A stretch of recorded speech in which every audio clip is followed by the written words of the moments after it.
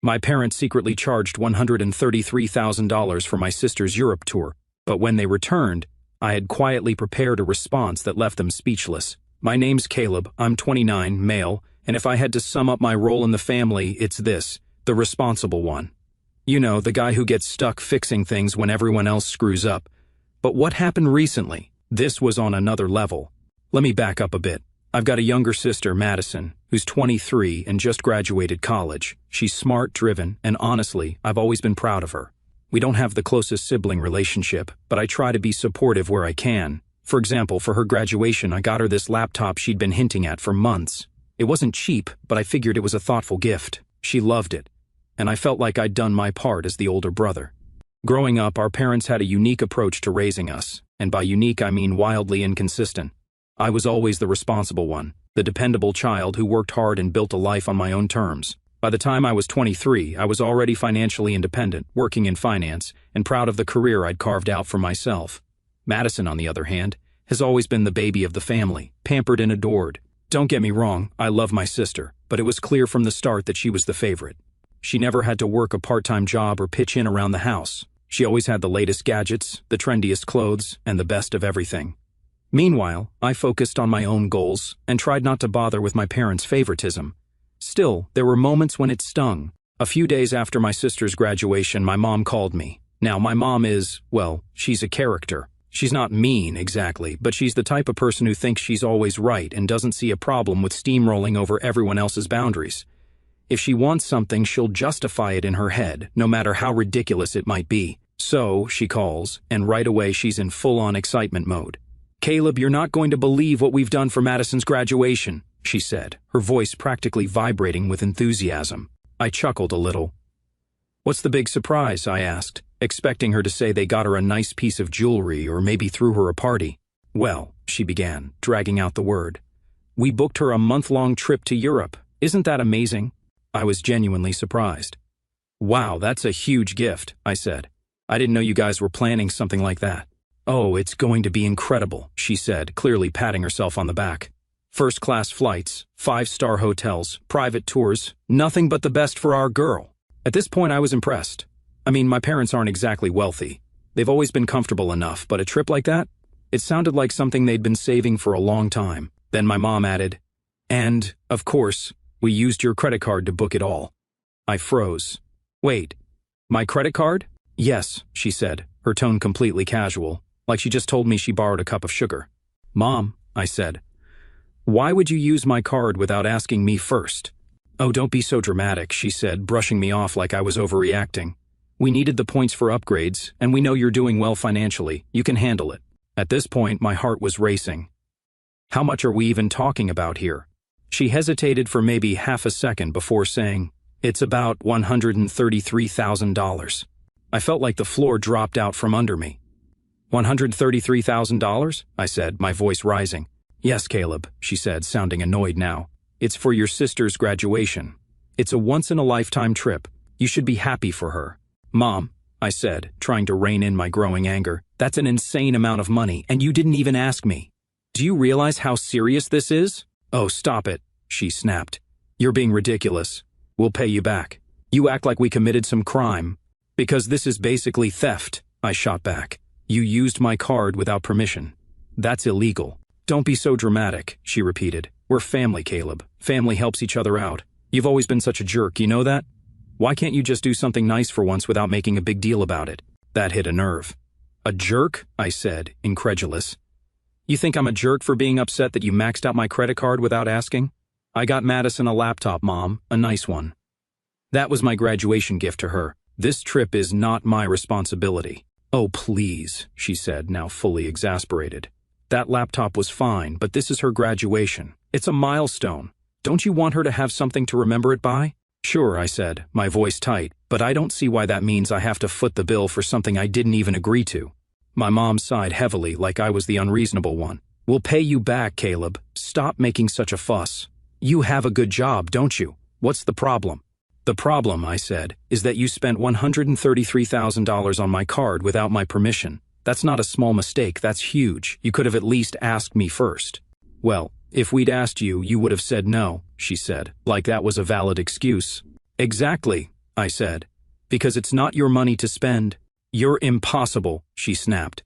We raised you, Caleb. We gave you everything. The least you can do is help your sister celebrate her achievements. I don't understand why you're being so stingy about this. At that point, I was too angry to keep arguing.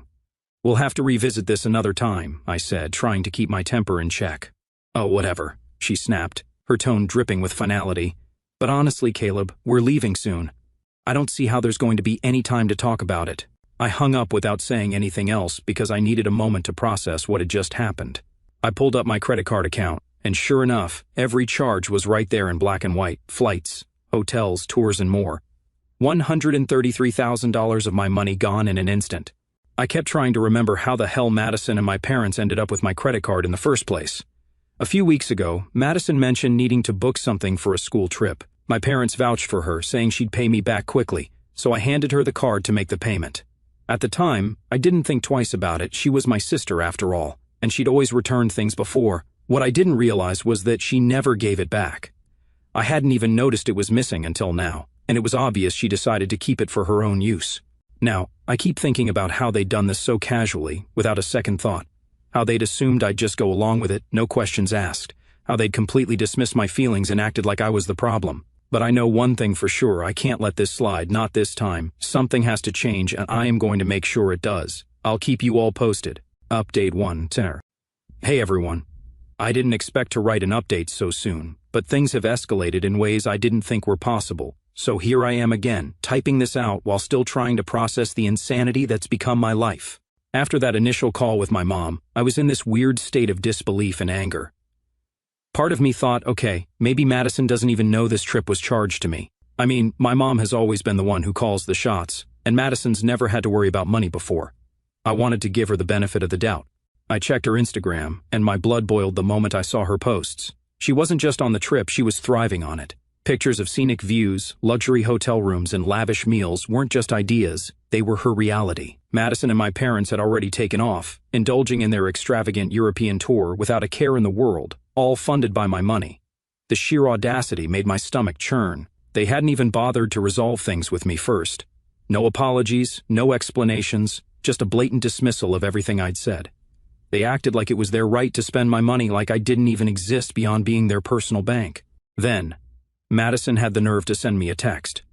At first, it seemed innocent enough. She sent a string of pictures from her trip, scenic views, fancy hotel rooms, and artfully plated meals. My jaw clenched tighter with every photo.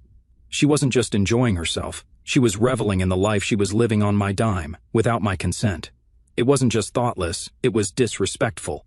And then came the final straw.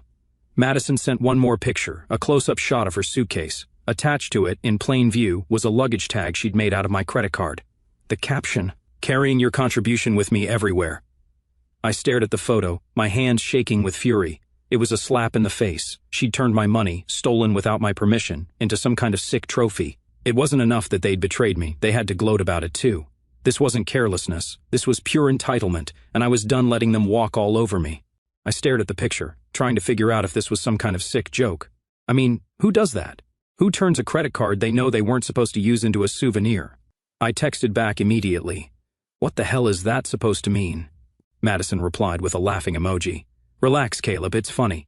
You've been working so hard, I figured you'd want to be part of the trip in some way.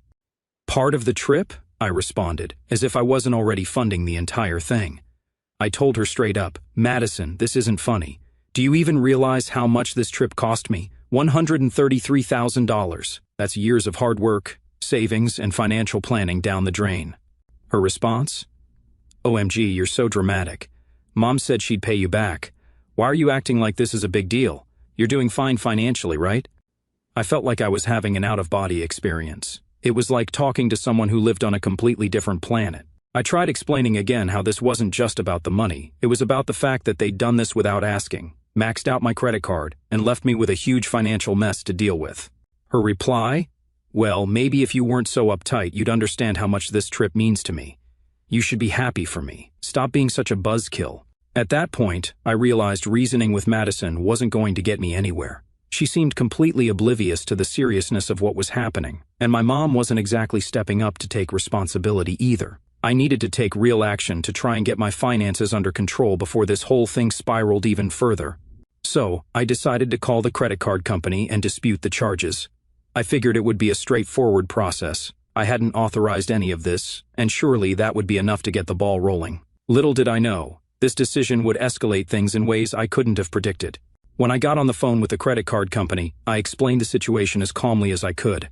My parents had used my card without my permission to fund an extravagant trip for my sister, and I needed the charges reversed. I didn't even try to sugarcoat it. This wasn't just a misunderstanding. This was outright misuse of my financial information. At first, the representative seemed sympathetic. "I'm so sorry to hear this happen," she said. "Let me pull up the charges and see what we can do." I waited, hopeful that this might actually be a simple fix. But after a few minutes of typing on her end, she came back with something I wasn't expecting. "So, I've reviewed the account," she said. "And while I completely understand your frustration, these charges don't technically qualify as fraud." "Oh, what?" I said, completely thrown off. "How is this not fraud? I didn't authorize any of these purchases." "Well," she said carefully, "it looks like the card information was used by someone you willingly shared it with. According to our policy, that doesn't meet the criteria for fraud. Now the thing is, my parents had my card details because, years ago, I'd shared them with them for emergencies, like unexpected bills or urgent medical expenses. I'd trusted them completely, never imagining they'd take advantage of it.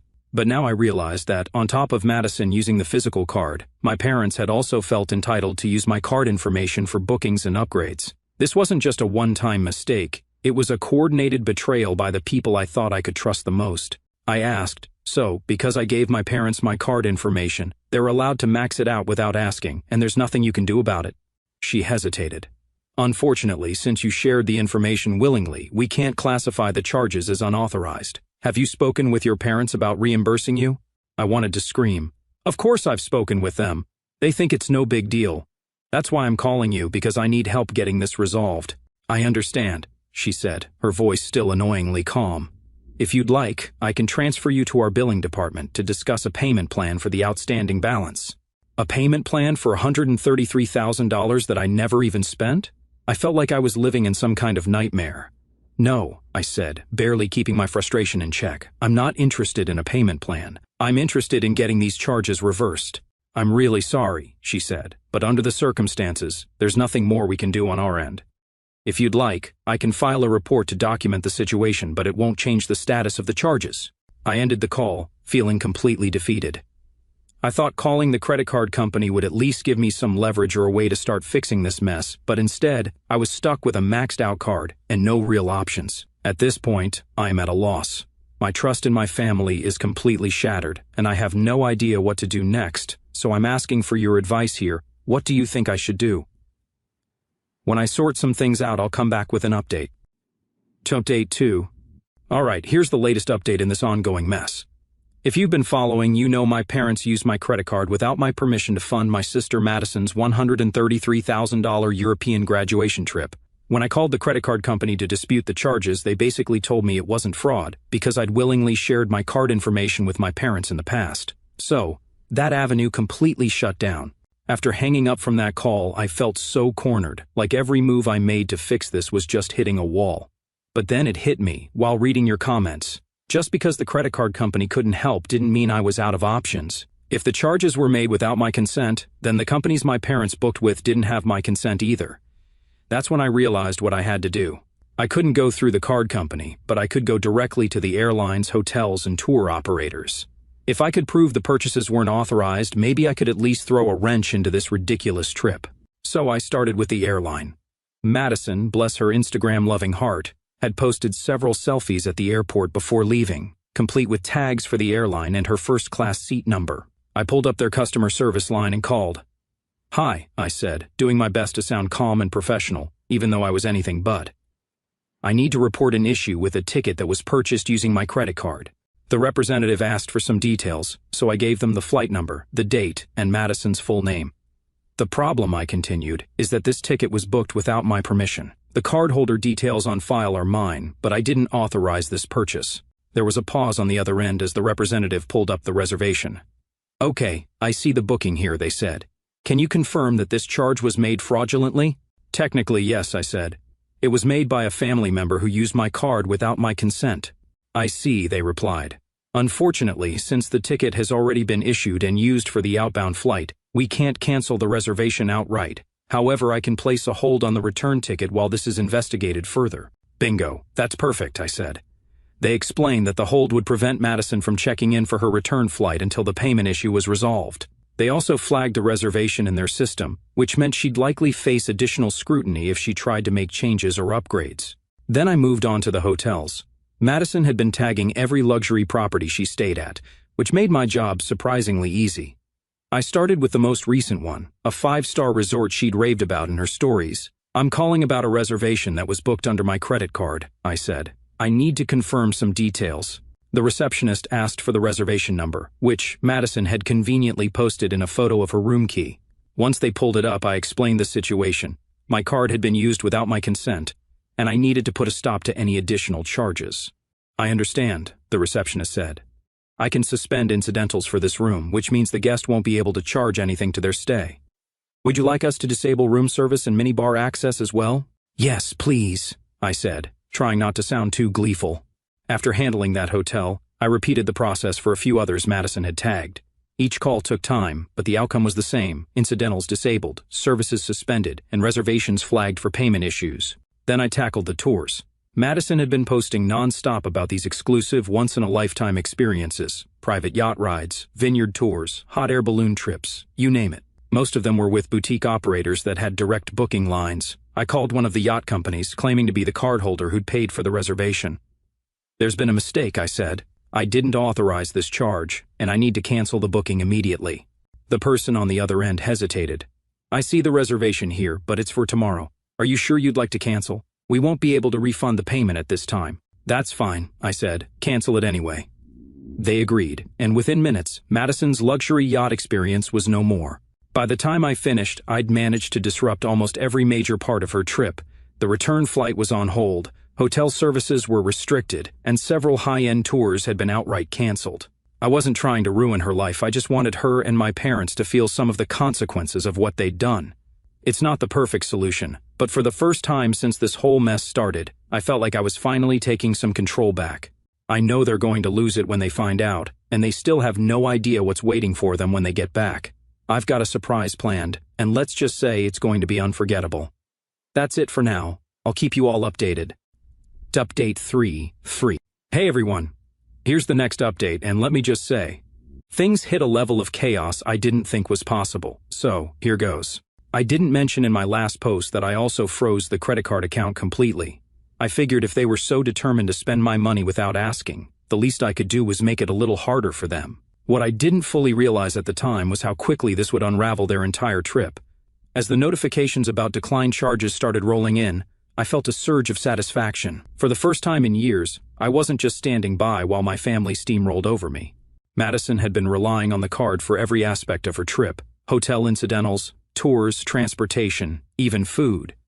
Without it, everything ground to a halt. So, when she called, screaming, "Caleb, what the hell is going on? The hotel says my card isn't working, and I can't check in anywhere. I'm stuck." I couldn't help but grin. She was finally getting a taste of the consequences she'd ignored for so long. But I kept my voice calm. "Madison, it's not your card. It's mine. And I froze the account because it was being used without my permission." She let out this frustrated groan. "Are you kidding me? What am I supposed to do now? I can't even pay for food." "Well," I said, "maybe you should have thought about that before letting Mom and Dad charge this trip to my card without asking." She started ranting about how selfish I was, accusing me of ruining her once-in-a-lifetime experience. I told her this wasn't a conversation I was willing to have over the phone and hung up. Next, my mom called, and when I say she was livid, I mean she was screaming into the phone. "Caleb, what is wrong with you?" she shouted. "You've stranded your sister in a foreign country. Do you even care about what you've done to her?" I almost laughed. "What I've done, Mom?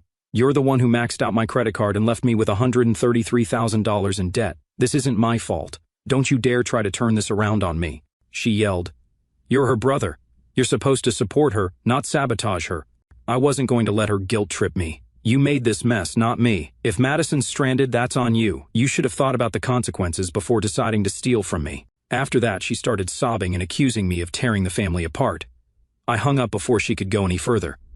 I figured that would be the end of it for the day, but a few hours later, my dad called. Unlike my mom and Madison, he wasn't yelling. He was doing that calm, disappointed dad voice, which, honestly, got under my nerves. "Caleb, "We need to talk about what you've done," he said. "Funny," I replied. "That's what I've been saying to you this whole time. This isn't the way to handle things," he said, ignoring my comment. "You've stranded your sister in Europe. Do you know how much trouble you've caused her? And do you know how much trouble you caused me when you maxed out my credit card?" I shot back. He let out this long sigh like he was dealing with a stubborn child. "Look, I understand you're upset, but this is family. You could have talked to us instead of escalating things like this." "I did talk to you," I said, my frustration boiling over. "I told you this wasn't okay and you dismissed me. What did you expect me to do? Just roll over and let you ruin my finances?" "Caleb," he said, in that infuriatingly calm tone, "you've made your point. Can you at least unfreeze the account so we can get Madison home?" I didn't even hesitate. "No. Figure it out yourselves." After that, I stopped answering their calls. I figured they'd find some way to sort things out, and I wasn't going to be their backup plan. Over the next few days, I started hearing about the chaos through extended family and acquaintances. Apparently, Madison had gone to the hotel desk to order room service, only to find out she couldn't charge anything to the room. They demanded payment up front for the stay, and when she couldn't provide a functioning credit card, they canceled her reservation altogether. She had to drag her luggage to a much cheaper, less glamorous hostel, one she could barely afford, even after pooling cash with my parents. I also learned that my mom was furious, blaming everyone but herself. She reportedly spent hours calling relatives back home, begging for money to save Madison's trip. A few family members pitched in enough to keep them housed and fed, but all the luxury plans Madison had been bragging about, private yacht tours, fine dining experiences, vineyard excursions, were canceled. The worst part for them? Madison's return flight was flagged due to the payment issues I'd initiated. She wasn't allowed to confirm her seat until the matter was resolved. According to someone who was there, she tried to sweet-talk her way past the issue, but the airline staff weren't having it. They told her she'd need the cardholder, me, to call and sort it out. Madison reportedly broke down crying at the counter, and my mom went into full-on meltdown mode, yelling at the staff and demanding they fix it. They didn't, of course. Eventually, my parents cobbled together enough money to buy a cheap one-way ticket home for her. The whole process delayed their return by a few days, and from what I've heard, it was a nightmare. While all this was happening, I filed a formal fraud report with the police.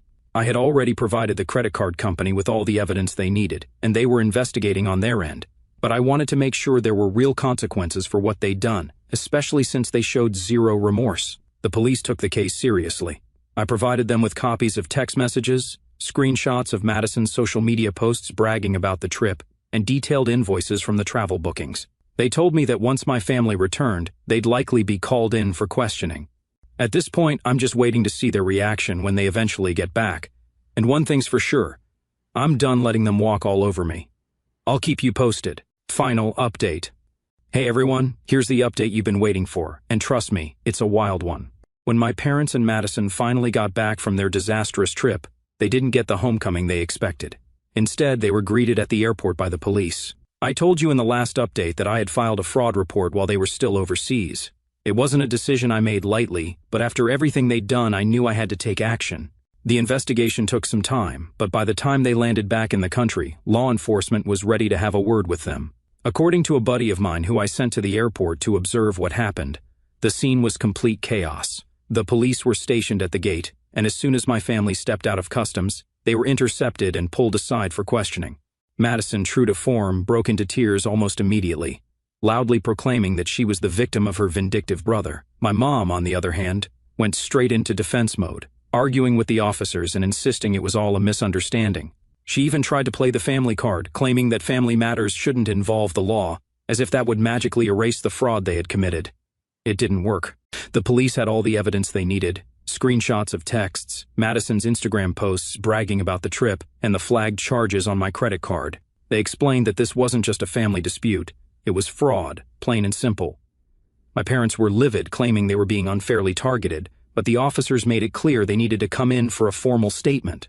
My dad, as usual, tried to play the calm, reasonable one. He reportedly told the officers that I was overreacting, and that this was just a family misunderstanding blown out of proportion. The police didn't buy it. They let them go home for now, but informed them they'd be contacted soon for further questioning. After hearing all this, I expected them to lay low and maybe, just maybe, take some accountability. But no. Instead, they showed up at my house the very next day, demanding that I apologize. It started with pounding on my door, loud enough to wake the neighbors. When I opened it, There they were, my mom, red-faced and clutching the invoice I'd sent them, my dad, looking stern and self-righteous, and Madison, glaring at me like I was the worst person in the world. Before I could even say anything, my mom stormed inside, followed by the other two. "What is this?" she shouted, waving the invoice in my face. "Is this your idea of a joke?" "It's an accurate summary of everything you spent on my credit card," I said evenly. "I thought it was only fair for you to see the total damage." "You're unbelievable," she snapped. "You humiliated us, ruined Madison's trip, and now you're trying to play the victim? You owe us an apology." I stared at her, stunned by the sheer audacity. An apology for what?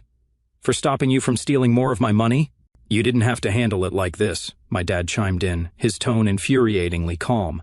"You could have talked to us instead of escalating things to the police." "I did talk to you," I said, my frustration boiling over. "And you dismissed me. You called me selfish and dramatic, like I had no right to be upset. So, yeah, I escalated it because, clearly, nothing else was going to get through to you." Madison finally spoke up. "You didn't just ruin the trip, Caleb. You embarrassed me. Do you know how humiliating it was to have my reservations canceled and to be treated like a criminal at the hotels?" I laughed, not because it was funny, but because it was so absurd. Humiliating? Try being the one whose trust was shattered by his own family. Try being the one left with a $133,000 bill because his parents decided his money was theirs to spend. "Stop acting like the victim," my mom said, her voice shaking with anger. "We told you we'd pay you back." "With what money?" I asked, genuinely curious. "If you had the means to pay me back, you wouldn't have needed my card in the first place." "We're your family, Caleb," she shouted. "Family helps each other. That's what you're supposed to do." "No," I said firmly, standing up. "Family doesn't steal from each other. Family doesn't put each other in impossible situations and then play the victim when they're called out. What you did wasn't helping, it was betrayal. And now you're here, demanding an apology from me? Unbelievable." The room went silent. They weren't expecting me to stand my ground like that, but I wasn't done. "I'm done letting you treat me like this," I continued. "I'm done being the responsible one who cleans up your messes while you all walk all over me. You've shown me exactly how little you respect me, and I'm not putting up with it anymore." My mom started to argue, but I cut her off. "This isn't a negotiation. We're done. I don't owe you anything. Not an apology, not forgiveness, nothing. Now it's time for you to leave my house." My dad muttered something about how I was tearing the family apart. Madison rolled her eyes and stormed out, slamming the door behind her. My mom was the last to leave, muttering under her breath about how ungrateful I was. When the door finally closed, I felt a sense of freedom I hadn't experienced in years. For the first time, I wasn't sad or guilty about standing up for myself. I was relieved. Now to answer the big question, how did I get my money back?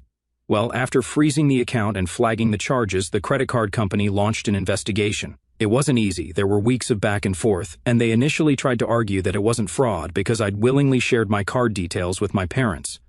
But I didn't give up. I provided every piece of evidence I could: text messages, screenshots of Madison's posts, and a detailed comparison of the charges versus my usual spending habits.